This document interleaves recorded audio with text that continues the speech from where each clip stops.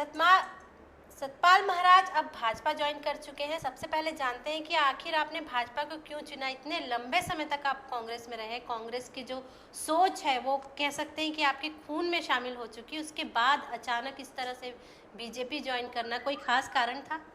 इसमें बहुत से कारण बने, पर सबसे बड़ा कारण ये था कि हमारी जो देश की सीमाएं हैं वो सिकुड़ती जा रही हैं और विदेशी ताकतें जो हैं हमारे भारत को छोटा करती जा रही हैं। निरंतर भारत का मानचित्र जो है छोटा होता जा रहा है। दुश्मन चारों तरफ बैठ चुका है। आपके सिलोन में जो है बहुत बड़ा पोर्ट बनता जा रहा है। इंडियन ओशन के अंदर ख़तरा पैदा हो गया है। तो आज देश को एक ऐसा नेतृत्व चाहिए, एक तरफ चीन है, एक तरफ पाकिस्तान है, तो देश को ऐसा नेतृत्व चाहिए जो सक्षम हो, अनुभवी हो और भारत की संप्रभुता की रक्षा कर सके। इसके पहले भी जब अटल बिहारी वाजपेयी जी के प्रधानमंत्री बनने की बात थी, उस समय भी आप ज्वाइन कर सकते थे, क्योंकि उस समय भी इसी तरह के हालात थे। उस समय भी भाजपा को लेकर लोगों में इसी तरह का उत्साह था, तो अभी ही क्यों? उस समय वाजपेयी जी के प्रति उत्साह था। आज जो हम खतरा देख रहे हैं, 26/11 हुआ है, उसका कौन जवाब देगा? हमारे देश की रक्षा कौन करेगा? हमारे देश की सीमाएं कैसे महफूज रहेंगी? हमारी जो पूरी नेवी है उसके अंदर जो जहाज़ पुराने हो चुके हैं, हमारे पास जो ऑमिनेशन की कमी है, ये सब चीज़ें ऐसी बड़ी इंपॉर्टेंट हैं जिस पर ध्यान देना ज़रूरी है।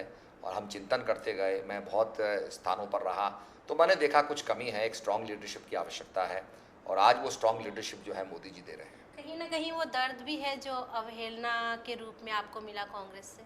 अवहेलना तो निश्चित रूप में रही। मैंने 25 साल कांग्रेस की सेवा की और मुझे क्या मिला, परंतु फिर अब मैंने निर्णय किया है कि अपनी छोटी बातों को ना रखते हुए इस समय देश हित की बात हम करें।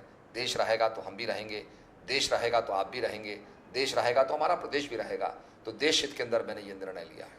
आप धार्मिक गुरु के तौर पर जानने जाते हैं। अब जब आपने भाजपा ज्वाइन कर लिया और भाजपा एक तरह से हिंदूवादी संगठन कहलाता है, तो क्या लगता है आपको जो आपका धर्मगत मामला है वो इससे अब ज़्यादा आगे बढ़ेगा और लोग ज़्यादा आपकी अनुयायी करेंगे? नहीं, मैं समझता हूँ कि हमारे अनुयायी तो वही वैसे ही बहुत ज़्यादा हैं और इसका जो है भाजपा को लाभ मिलेगा। हम लोग अच्छे आदमी तैयार करना चाहते हैं। अच्छे आदमी होंगे तो अच्छा भारत होगा, अच्छा भारत होगा तो भारत शिरोमणि बनेगा। और मैं इस समय जो देख रहा हूँ कि मोदी जी की लहर चल रही है और मोदी जी का ये संकल्प है कि अतीत को सम्मान मिले, वर्तमान को समाधान मिले और भविष्य को मोदी जी का दिशा निर्देश मिले, तो भारत आगे बढ़ेगा। उत्तराखंड की बात करते हैं। अब केदारनाथ के जो पट हैं वो खुलने को तैयार हैं, पर जो तैयारियां हैं वो पूरी नहीं है। इस बारे में क्या कहना चाहेंगे आप? इस समय केदारनाथ के पट तो नहीं खुल रहे हैं, पर चार धाम सेवा से जो है वो यात्रा चालू हो रही है। उसके लिए तैयारी की गई है और उसमें 250 आदमी ही जाएंगे और आपदा होने के बाद ज़्यादा व्यक्ति नहीं, उनको अनुमति नहीं मिलेगी। और मैं समझता हूँ जो जाएंगे जब लौट के आ जाएंगे तब दूसरा ग्रुप जाएगा।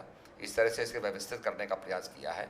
और एक बहुत बड़ी नंदा देवी राजजात यात्रा होने वाली है जो हमारे पहाड़ के अंदर बड़ी मंगलमय होती है और मैं समझता हूँ कि यात्रा संपन्न होगी और हमारा उत्तराखंड जो है भगवती का आशीष प्राप्त करेगा और विकास करेगा। जिस तरह से डेवलपमेंट हो रहे हैं अभी आपदा के बाद, आप संतुष्ट हैं उससे कि सही दिशा में हो रहे हैं और सही तौर पर हो रहे हैं? इसी तरह होना चाहिए, इससे ज़्यादा नहीं हो सकता? मेरा कांग्रेसी से नाराज़गी का कारण ये भी है कि जो आपदा में काम होना चाहिए वो नहीं हुआ। स्वयं बहुगुणा जी को बदला गया, मुख्यमंत्री को बदला गया और बदलने का कारण यही था कि वो काम नहीं कर पाए। स्वयं जो है कांग्रेस ने ही मोहर लगाई कि वो सक्षम नहीं थे, काम नहीं कर पाए। तो मेरा ये था कि जो मुद्दे हमने उठाए वो मुद्दे पूरे नहीं हुए हैं। लोगों को ज़मीन मिलनी चाहिए थी, उनका मकान बनना चाहिए था। अगर आप उनको मुआवजा देंगे और वो देहरादून के किसी ग्रामीण क्षेत्र में अगर वो मकान बनाते हैं तो पहाड़ से तो सामूहिक पलायन हो जाएगा। फिर हमारे जो नीति माणा के जहाँ केदारनाथ बद्रीनाथ बसे हुए हैं वहाँ कौन बसेगा? तो हमारा पहाड़ जो है खाली हो जाएगा लोगों से। ये भी अपने आप में एक बहुत बड़ी गलत नीति है जिसका सुधार बहुत आवश्यक है। अगर हमें पहाड़ को बचाना है, वहाँ के लोगों को बचाना होगा, वहाँ पर उनको क्षमता प्रदान करनी होगी कि वह सुदूर अंचलों में रह सकें। उनको मेडिकल फैसिलिटीज़, शिक्षा की जो सुविधा है वो उनको मिलनी चाहिए। क्या हम अब ये मानकर चलें कि सतपाल महाराज आगामी समय में उत्तराखंड के मुख्यमंत्री होंगे? मैं इसके बारे में कुछ नहीं कह सकता हूँ, ये तो भाजपा को तय करना है। पर मेरा केवल इतना ही कहना है कि जैसे मैंने कहा था कि राजसू यज्ञ हो रहा है और उसमें उस यज्ञ के अंदर श्री कृष्ण महाराज ने एक जूठे पत्तल उठाने का काम किया था। अतः भाजपा को सत्ता में लाने के लिए हम हर कार्य करेंगे और मेरा यही कहना है कि इस समय देश को मजबूत करना, देश को आगे बढ़ाना, ये हमारा लक्ष्य है। मोदी जी चाहते हैं कि भारत श्रेष्ठ भारत बने और उसको श्रेष्ठ भारत बनाने का हमारा संकल्प है।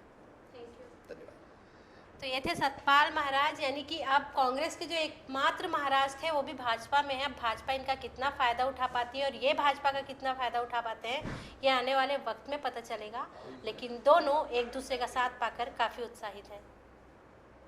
कैमरा पर्सन रघु के साथ नीलम शुक्ला, TSN न्यूज़, दिल्ली।